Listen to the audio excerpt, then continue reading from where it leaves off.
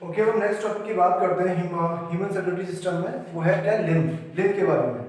और लिम्फ का अपना एक सिस्टम है जिसे हम कहते हैं लिम्फेटिक सिस्टम। ठीक है, तो लिम्फेटिक सिस्टम की अगर हम बात करें पूरा, तो क्या है, एक नेटवर्क है कैपिलरीज का, वेसल्स का, या फिर हम कह सकते हैं कि वेसल्स का ही मान के चलिए मेनली। तो बहुत सारे वेसल्स हैं। वेसल्स क्या होते हैं ब्लड में, बॉडी में जो कुछ कैरी करते हैं, जैसे कि ब्लड वेसल्स हो गए। लेकिन इसके वेसल्स क्या कहलाते हैं, इसके वेसल्स कहलाते हैं क्या, लिम्फ वेसल्स। ठीक है, तो network of vessels through which lymph drains from tissues into blood. तो यहाँ पर क्या होता है, यहाँ पर टिश्यू के बीच में जो लिम्फ प्रेजेंट है वो वापस से ब्लड में जाना चाहिए, और जो लेकर जाता है उस सिस्टम को, उस ब्लड, उस लिम्फ को, उसे हम लिम्फेटिक सिस्टम कहते हैं। ठीक है, अब इसको समझ जाओगे आप, पूरी डेफिनेशन को एक बार पूरे सिस्टम को पढ़ लेते हैं तो ये पूरा समझ में आपको आ जाएगा अच्छे से। ठीक है, तो सबसे पहले समझते हैं लिम्फ क्या है। तो जब ब्लड कैपिलरीज में से कुछ ब्लड प्लाज्मा एस्केप आउट हो जाता है, बाहर निकल आता है, ठीक है, और वो कहाँ पहुंच जाता है, वो सेल्स के बीच में पहुंच जाता है या टिश्यूज में पहुंच जाता है, टिश्यूज के बीच में पहुंच जाता है। जैसे कि मान के चलिए ये सेल्स है, ये टिश्यूज है पूरा, तो सेल्स है, सेल्स टिश्यूज क्या होता है, सेल्स से मिलकर बनते हैं, तो इनके बीच में स्पेस है। थोड़ा और उसमें गैप ज़्यादा दिखाता हूँ आपको, ये मान लीजिए गैप है, ठीक है, इस तरीके से। तो इस डायग्राम को मैं इधर बना देता हूँ।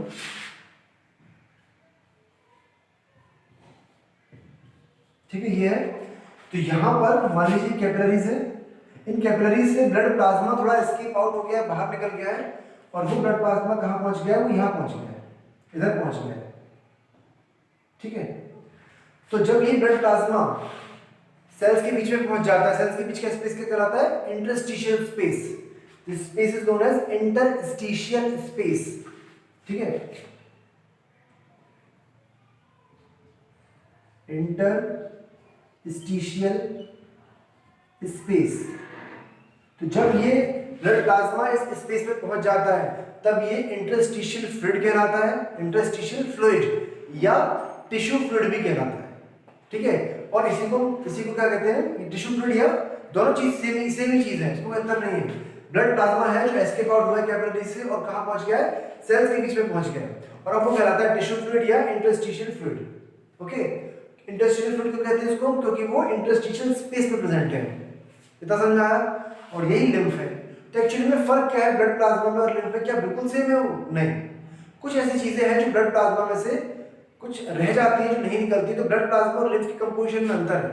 मैंने क्या कहा था आपसे, ब्लड प्लाज्मा एस्केप आउट कर रहा है, पर इसका मतलब ये बिल्कुल नहीं है कि ब्लड प्लाज्मा जैसा ब्लड में है वो ठीक पूरा की पूरा बाहर निकल रहा है, नहीं, उसमें कुछ चीजें, कुछ अंतर आ जाता है, जो बाहर में निकलता है तो कुछ चीजों को बाहर अंदर ही छोड़ देता है, ब्लड कैपिलरीज के अंदर ही छोड़ देता है। जब बाहर आता है तो उसमें कुछ चीजें कम होती हैं, जैसे कि क्या कंपोजिशन में होता है, CO2 जो होता है वो ज्यादा होगा किसमें, टिश्यू फ्लूइड में, या जो बाहर निकला है कैपिलरी से, जो बाहर निकला है इसमें, और इस जो ब्लड में ब्लड प्लाज्मा है इसमें क्या डिफरेंस है, इसके कंपैरिजन में यहाँ पर इसमें क्या है, CO2 ज्यादा है। तो CO2 ज्यादा होता है, ग्लूकोज ज्यादा होता है, मेटाबॉलिक वेस्ट ज्यादा होता है लिम्फ में, WBC ज्यादा होते हैं, और वाटर ज्यादा होता है। ठीक है, जो लिम्फ होता है, अगर आपसे पूछता है कि लिम्फ में और ब्लड प्लाज्मा में कंपोजिशन में क्या डिफरेंस है, तो डिफरेंस है कि CO2 ज्यादा है इसमें, लिम्फ में, ग्लूकोज ज्यादा है ब्लड प्लाज्मा से कंपैरिजन में, मेटाबॉलिक वेस्ट ज्यादा है, WBC ज्यादा है, और वाटर ज्यादा है। ऑक्सीजन कम है ब्लड प्लाज्मा के कंपैरिजन में, ऑक्सीजन कम है, RBC नहीं है। ठीक है, प्लाज्मा प्रोटीन्स भी बहुत कम है, स्पेशली कौन सी है, एल्बुमिन, स्पेशली एल्बुमिन प्रेजेंट है।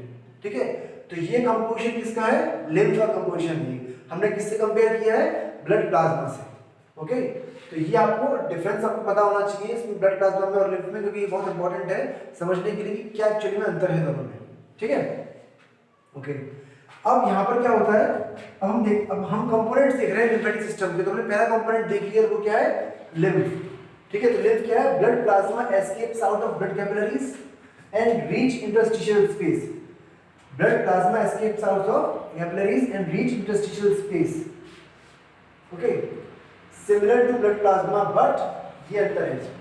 ठीक है, और जो फ्लूइड है वो क्या कराएगा इस समय, इंटरस्टिशियल फ्लूइड या टिश्यू फ्लूइड। ठीक है, लेकिन अभी उसको लिम्फ नहीं कहेंगे, फिर भी हम उसको भी लिम्फ नहीं कह रहे हैं। क्यों नहीं कह रहे, लिम्फ कब कहलाता है, जब यहाँ पर एक्चुअली क्या है, कुछ ब्लाइंड ट्यूब्स प्रेजेंट है इस जगह, ब्लाइंड ट्यूब्स। ब्लाइंड ट्यूब मतलब क्या होता है, एक तरफ से बंद है, तो ये जो टिश्यू फ्लूइड है ये डिफ्यूजन के थ्रू इसके अंदर पहुंच जाता है, इनमें पहुंच जाता है, इन ट्यूब्स में पहुंच जाता है। ये ट्यूब्स क्या है, these tubes are lymph capillaries, इन्हें हम लिम्फ कैपिलरी कहते हैं। तो जब इसमें पहुंच जाता है ये टिश्यू फ्लूइड, अब ये कहलाता है क्या, लिम्फ। समझ में आया टिश्यू फ्लूइड और लिम्फ में क्या अंतर है? टिश्यू फ्लूइड मतलब जब तक वो लिम्फ कैपिलरी से बाहर है और टिश्यूज के बीच में है, इंटरस्टिशियल स्पेस में प्रेजेंट है, तो वो लिम्फ टिश्यू फ्लूइड कहलाएगा या इंटरस्टिशियल फ्लूइड कहलाएगा। लेकिन जब वो लिम्फ कैपिलरी में एंटर कर जाएगा, वो क्या है, लिम्फ कैपिलरीज ये, जब इनमें एंटर कर जाएगा तो वो लिम्फ कहलाएगा। ठीक है, तो अब इसमें एंटर कर गया, ये लिम्फ कहलाता है, ये लिम्फ हो गया। नेक्स्ट है लिम्फ कैपिलरी। लिम्फ कैपिलरी क्या होती है? These are blind tubes present in interstitial space made up only by endothelium. चाहे वो ब्लड कैपिलरी हो जाए, चाहे वो लिम्फ कैपिलरी हो जाए, उनकी जो वॉल होती है वो सिर्फ एंडोथेलियम से बनी होती है और उसमें कोई लेयर नहीं होती है। ठीक है, लिम्फ कैपिलरी की लेयर जो होती है वो ज्यादा थिन होती है ब्लड कैपिलरी की लेयर से। ठीक है, ये भी इंपॉर्टेंट पॉइंट है, इसको नोट कर लीजिएगा कि wall of lymph capillary is thinner than the wall of blood capillary. लेकिन बनी दोनों एंडोथेलियम से, पर ये और ज्यादा थिन है उससे। ठीक है, तो अब ये हो गया लिम्फ कैपिलरीज। नेक्स्ट है लिम्फेटिक वेसल्स। ये क्या होता है?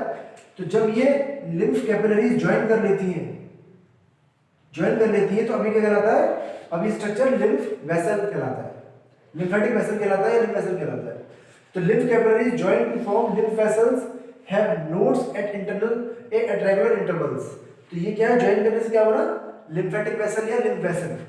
और इसके बीच बीच में क्या होता है, जब ये आगे बढ़ेगा तो क्या होगा, यहाँ पर ऐसे नोड्स होती हैं, ऐसे नोड्स प्रेजेंट होती है रेगुलर इंटरवल पे। दीज आर नोड्स, इन्हें हम लिम्फ नोड्स कहते हैं। ठीक है, इनका क्या फंक्शन है? लिम्फ नोड्स का जो फंक्शन है वो ये है कि वो WBCs प्रोड्यूस करती है। कौन सी वाली? Lymphocytes, B and T cells. तो B lymphocytes and T lymphocytes are produced by lymph nodes. इसीलिए लिम्फ नोड के थ्रू जब ये WBCs पे प्रोड्यूस हो रही है, कौन सी? B cells and T cells, तो इसका मतलब कह सकते हैं कि लिम्फ डिफेंस मैकेनिज्म में भी हेल्प करता है। क्यों? क्योंकि बी सेल्स जो होती है वो एंटीबॉडीज प्रोड्यूस करती हैं और टी सेल्स जो होती है वो बी सेल्स की हेल्प करती है एंटीबॉडीज प्रोड्यूस करने में या एंटीबॉडीज प्रोडक्शन करने में। ठीक है, तो ये हो गया।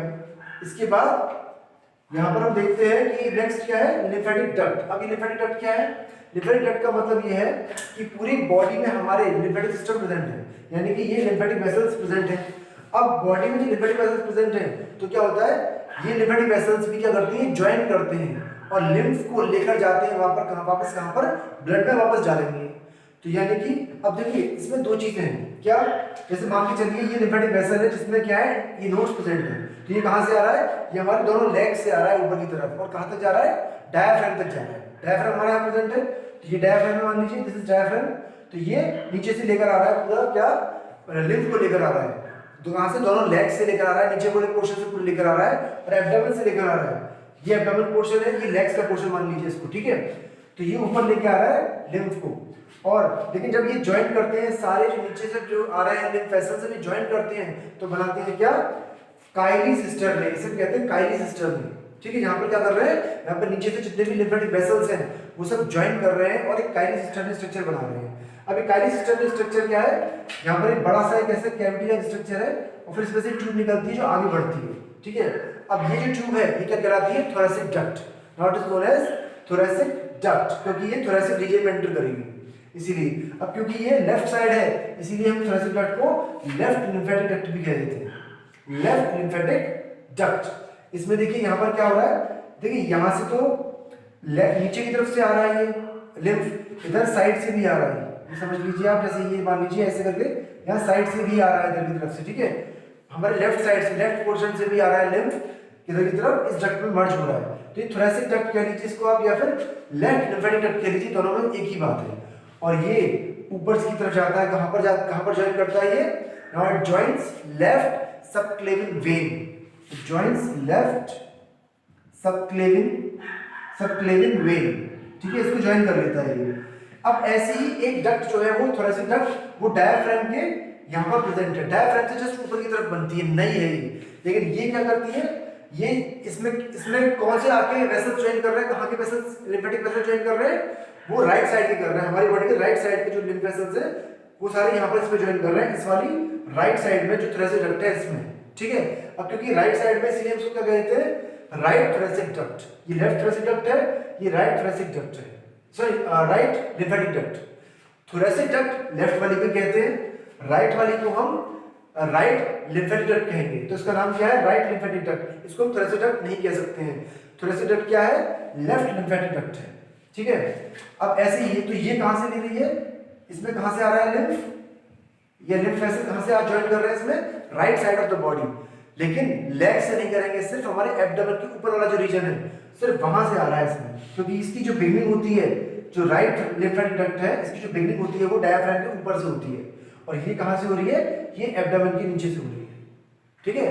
तो ये बड़ी है, ये छोटी है, और इसकी ये सिर्फ कहां से लेती है लिम्फ को, सिर्फ right portion of the body से लेती है। लेकिन राइट पोर्शन बॉडी मतलब का उसमें लेग शामिल नहीं है, उसमें एब्डोमेन शामिल नहीं है, उसमें सिर्फ थोरेसिक रीजन से ऊपर का रीजन शामिल है, मतलब हैंड पूरा यहाँ तक का जो पोर्शन है पूरा आगे इसमें मर्ज हो जाएगा। और ये जाके कहाँ डालेगा इस लिम्फ को, ये डालेगा राइट सबक्लेवियन वेन में। एक वेन होती है हमारी जो क्लेविकल, क्लेविकल क्या है कॉलर बोन है, तो क्लेविकल के नीचे की तरफ अंदर की तरफ एक वेन चलती है, इसे कहते हैं सब क्लेविन, सब मतलब नीचे और क्लेविकल के नीचे है तो क्लेविन, तो लेफ्ट की साइड है तो मतलब लेफ्ट सब क्लेविन वेन, ऐसे ही राइट की तरफ एक वेन होती है तो सब कहते हैं राइट सब क्लेविन वेन। तो ये उसमें डालता है अपने लिम्फ को, और ये लेफ्ट सब क्लेविन वेन में डालता है अपने लिम्फ को। तो ये बहुत इंपॉर्टेंट पॉइंट है। अब क्या हो गया, अब ये लिम्फ वापस से ब्लड में पहुंच गया, ब्लड से आया था, ये ब्लड कैपिलरी थी, ब्लड से आया था वापस से ब्लड में पहुंच गया, तो ये सर्कुलेशन पूरा चलता रहता है बॉडी में। तो लिम्फ पूरा इस तरह से हमारी बॉडी में रोटेट करता रहता है, पूरा मूवमेंट करता रहता है। अब इसका क्यों जरूरत पड़ी इसकी, हमको इसकी जरूरत क्यों पड़ी, या फिर हम कह सकते हैं हमारे ब्लड है हमारे बॉडी में तो इसका कुछ ना कुछ तो फंक्शन होंगे। इसके फंक्शंस को अगर हम देख रहे हैं अभी तो वो क्या है, पहला फंक्शन है keeps the cells moist, cells को लगातार कॉन्स्टेंटली मॉइस्ट होने की जरूरत होती है, उनको वाटर की जरूरत होती है लगातार, और ब्लड उनको वाटर प्रोवाइड नहीं करा पाता, तो ये काम लिम्फ करता है। तो it keeps the cells moist and उससे वो बेटर काम करते हैं सेल्स, ठीक है। Help in defence mechanism, defence mechanism में कैसे हेल्प करता है, कैसे हेल्प करता है, मैंने बताया था आपको कि लिम्फेटिक सिस्टम में क्या होता है, नोड्स होते हैं, लिम्फ वेसल में नोड होते हैं, तो नोड्स होते हैं वो बी सेल और टी सेल प्रोड्यूस करते हैं, और ये डिफेंस मैकेनिज्म में हेल्प करता है to fight against the pathogens, ठीक है। ट्रांसपोर्टेशन ऑफ फैट, हमारी बॉडी में जो हम डाइजेशन होता है हमारा, तो उसमें जो फैट होता है इंटेस्टाइन से जो फैट एब्जॉर्ब होता है वो लैक्टिन में जाता है, फैट में जाता है लैक्टिन में, लैक्टिन क्या कंटेन करती है, लिम्फ कंटेन करती है, ठीक है। तो एक्चुअली में इंटेस्टाइन से ब्लड में जो फैट आता है वो थ्रू लिम्फ आता है, ठीक है। कार्बोहाइड्रेट्स प्रोटीन्स डाइजेस्ट होने के बाद कहाँ पहुंचते हैं, ब्लड में पहुंचते हैं सीधे, लेकिन फैट जो होता है वो इंटेस्टाइन से लिम्फ के थ्रू ब्लड में जाता है, पहले लिम्फ में जाएगा फिर ब्लड में जाएगा, ठीक है, उसके बाद फिर लिवर में जाएगा अल्टीमेटली, लेकिन ये पहले कहाँ जाएगा, लिम्फ, इसमें ब्लड में जाएगा, ओके। तो ये क्या ट्रांसपोर्टेशन ऑफ फैट मतलब from intestine to blood through lymph, तो ये इसमें पॉइंट इसमें नोट कर लीजिएगा आप, इसमें यह है। नेक्स्ट है ट्रांसपोर्टेशन ऑफ डिसॉल्व्ड गैसेस, तो हमारे ब्लड में भी डिसॉल्व्ड गैसेस होती हैं CO2 एंड O2, लेकिन कुछ गैसेस मैंने बताया आपको CO2 जो होती है वो ज्यादा होती है इसमें लिम्फ में, और O2 भी होती है लेकिन वो कम होती है, मतलब कुछ गैसेस प्रेजेंट है लिम्फ में, तो रेस्पिरेटरी गैसेस का ट्रांसपोर्टेशन भी हो रहा है कहीं ना कहीं, ठीक है। तो transportation of dissolved respiratory gases भी यहाँ पर होता है। मेंटेनेंस ऑफ ऑस्मोटिक बैलेंस, मतलब क्या है इसका मतलब यह है कि जब भी हमारी बॉडी में वाटर की कमी हो जाती है, बीपी फॉल हो जाता है, तो मतलब क्या वाटर की कमी हो गई है, वाटर की कमी जैसे क्या होता है, सारा लिम्फ जो होता है हमारी बॉडी का ब्लड में पहुंच जाता है, उससे क्या होता है लिम्फ में जो वाटर प्रेजेंट है वो ब्लड में चला जाता है, जिससे कि वाटर का ब्लड का जो वाटर बैलेंस है वो फिर से मेंटेन हो जाता है। तो इमरजेंसी सिचुएशंस में ऐसा होता है कि लिम्फ अपना खुद को पूरा ब्लड में मिला लेता है, जिससे कि उसका वाटर भी इसमें चला जाता है, जिससे कि बीपी मेंटेन हो जाता है, या फिर हम कह सकते हैं ऑस्मोटिक बैलेंस, वाटर बैलेंस हमारी बॉडी में मेंटेन हो जाता है, ठीक है। तो इस तरीके से ये फंक्शंस हैं लिम्फ की, ओके ओके। हम डिसऑर्डर्स देखते हैं इसमें। तो सबसे पहले डिसऑर्डर कौन सा है, हाइपरटेंशन या हाइपोटेंशन। हाइपरटेंशन का मतलब ये है कि ज्यादा टेंशन हो जाना आर्टरी की वॉल पर, और टेंशन का मतलब क्या है एक्चुअली में प्रेशर, तो ज्यादा प्रेशर बढ़ जाना आर्टरी की वॉल पर, और आर्टरी की वॉल पर ज्यादा प्रेशर बढ़ रहा है, इसका मतलब क्या है कि ब्लड प्रेशर ज्यादा हो गया, तो मतलब हाई बीपी को हम क्या कहते हैं, हाइपरटेंशन, और लो बीपी को हम कहते हैं क्या, हाइपोटेंशन, ठीक है। This is high BP high BP and this is low BP. तो कितनी वैल्यू हाई बीपी मानी जाएगी और कितनी वैल्यू लो बीपी मानी जाएगी? अगर systolic blood pressure normally value क्या होती है? Normal value 120/80।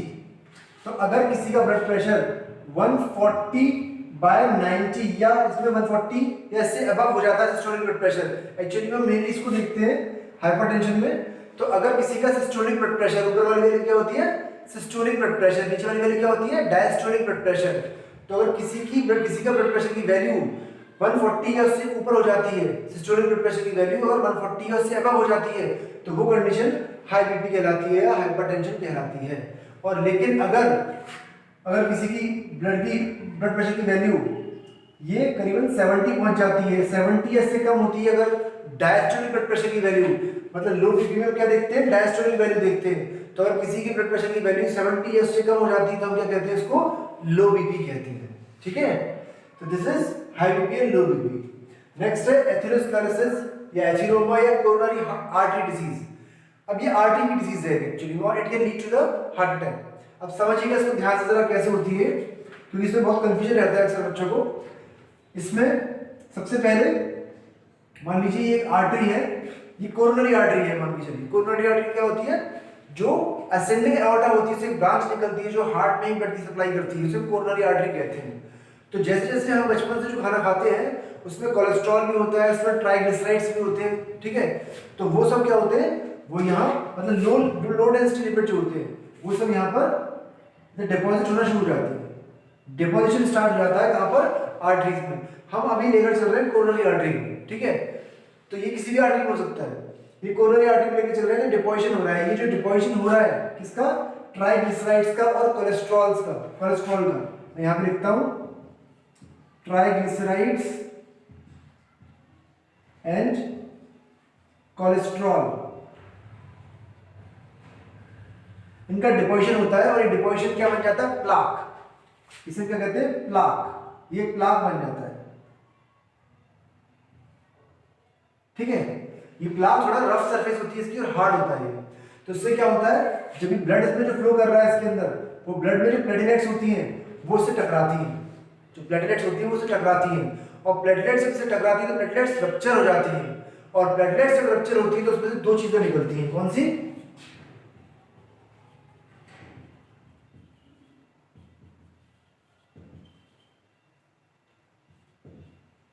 इसमें से दो चीजें निकलती है। एक निकलता है क्या? PDGF, platelet derived growth factor. मैं यहां पर इसका नाम लिख देता हूं, प्लेटलेट डिराइव्ड ग्रोथ फैक्टर। एक तो ये निकलता है, दूसरा निकलता है क्या? थ्रोम्बोप्लास्टिन। ये हमने कहां पर देखा था? ये हमने देखा था ब्लड क्लॉटिंग में, थ्रोम्बोप्लास्टिन। तो प्लेटलेट ड्राइव्ड ग्रोथ फैक्टर और थ्रोम्बोप्लास्टिन दोनों चीजें निकलती हैं यहां से रप्चर्ड प्लेटलेट से। प्लेटलेट्स रप्चर कैसे हुई? वो ब्लड में जो प्रेजेंट थी वो टकरा गई, किससे? वो कोलाइड हो गई, किससे? प्लाक से। प्लाक की सरफेस रफ थी, इससे वो रप्चर हो गई और ये दोनों चीजें इसमें से निकली। इसने क्या किया?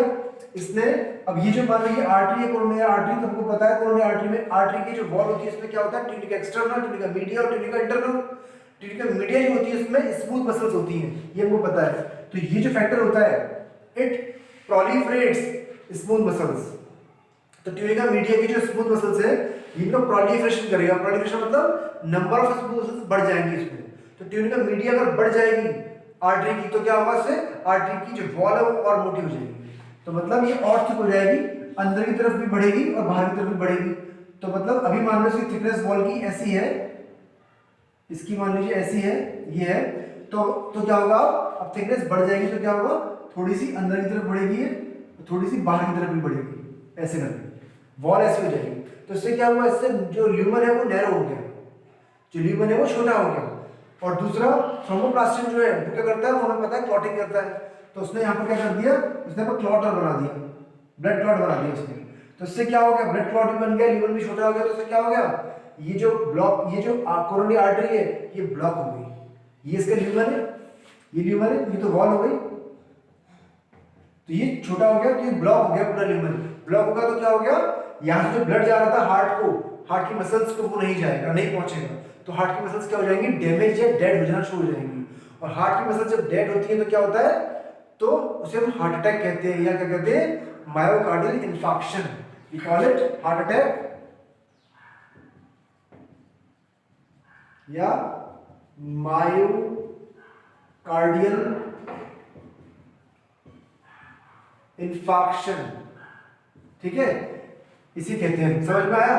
This is atherosclerosis. ये जो बना था प्लाक, जो ये जो पूरा क्लॉट बना था, इसे कहते हैं एथीरोमा। इसीलिए क्या कहते हैं इसको, एथेरोस्क्लेरोसिस, मतलब आर्टरी के अंदर एथीरोमा का बनना। एथीरोमा या कोरोनरी आर्टरी डिसीज भी कहते हैं इसको। Coronary artery disease can lead to the heart attack या मायोकार्डियल इन्फार्क्शन। ओके, नेक्स्ट है आर्टेरियोस्क्लेरोसिस। ये क्या होता है?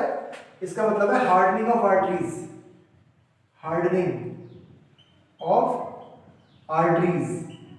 किसकी हार्डनिंग हो रही है? आर्टरी की वॉल की। क्यों हो रही है? क्योंकि जो कोलेस्ट्रॉल है वो कैल्शियम के साथ कंबाइन कर रहा है, और क्या बना रहा है? कैल्शियम आयन के साथ कंबाइन कर रहा है, और क्या बना रहा है? एक प्लाक जैसा स्ट्रक्चर बना रहा है, लेकिन वो प्लाक इससे अलग है, वो प्रेसिपिटेट है। एक्चुअली में ये क्या है? प्रेसिपिटेट है, और ये वॉल पर जमा हो जाता है। इससे क्या होता है? इससे जो आर्टरी वॉल में जो फ्लेक्सिबिलिटी होती है ये कम हो जाती है, हार्ड हो जाती है आर्टरी की वॉल्स, और कुछ अगर हार्ड होगी तो वो रप्चर इजीली हो सकती है। जैसे मान लीजिए चलिए ये है, तो यहाँ पर कैल्शियम के साथ जब कोलेस्ट्रॉल ने कंबाइन किया तो प्रेसिपिटेट जमा हो गया, तो इससे क्या हो गया? सी वॉल जो है वो हार्ड हो गई है। हार्ड हो गई है तो मतलब क्या हुआ? ये ब्रेक हो सकती है, हार्ड चीज ब्रेक हो सकती है, सॉफ्ट चीज ब्रेक नहीं हो पाती है, तो ये ब्रेक हो सकती है। ब्रेक हुई तो क्या होगा? क्लॉटिंग हो जाएगी, यहाँ पर क्लॉट बनेगा, तो क्लॉट बनता है तो क्या होता है? क्लॉट फैल जाता है, जिससे कि ब्लॉकेज हो सकता है। ठीक है, दिस इज आर्टेरियोस्क्लेरोसिस। क्या था? एथेरोस्क्लेरोसिस। यहाँ पे एथीरोमा बना था, यानी प्लाक बना था। यहाँ पर प्लाक नहीं है, प्रेसिपिटेट बना है। किससे? Calcium ions plus cholesterol, calcium ions plus cholesterol, इसने क्या बनाया मिलकर? प्रेसिपिटेट। दैट प्रेसिपिटेट्स joints या forms a layer on the wall of artery to make the wall hard।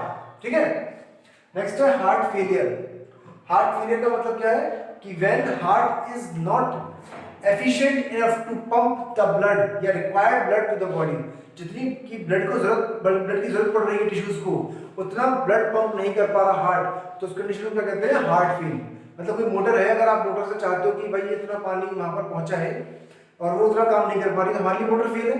तो ऐसी को हम हार्ट फेल कहते हैं, जब when heart is not efficient enough to pump sufficient amount of blood या required amount of blood to the tissues, that condition is known as heart failure, या इसे हम CHF भी कहते हैं, congestive heart failure। क्यों?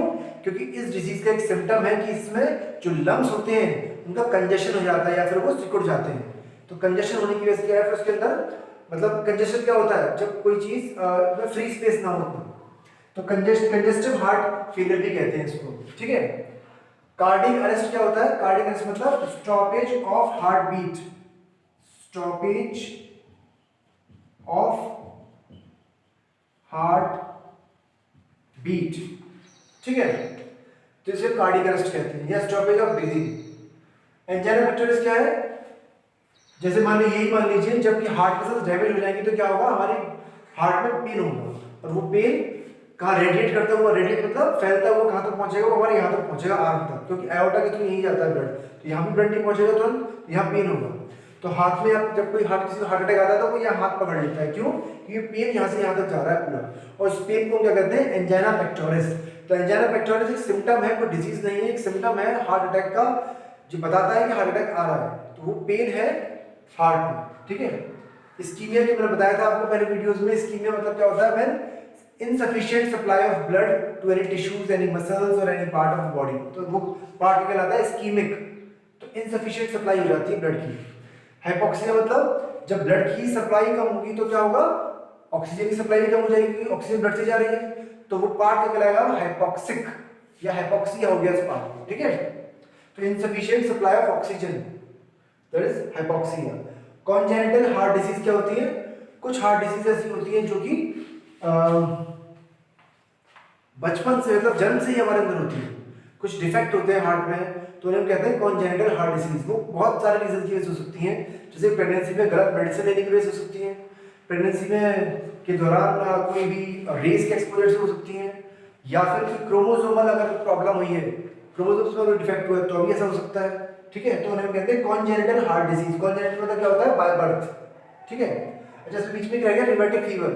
रिमेटिक फीवर क्या होता है, रिमेटिक फीवर का मतलब ये है कि स्ट्रेप्टोकोकस बैक्टीरिया और कॉक्ससैकी बी वायरस, मैं यहां पे नाम लिखता हूं, स्ट्रेप्टोकोकस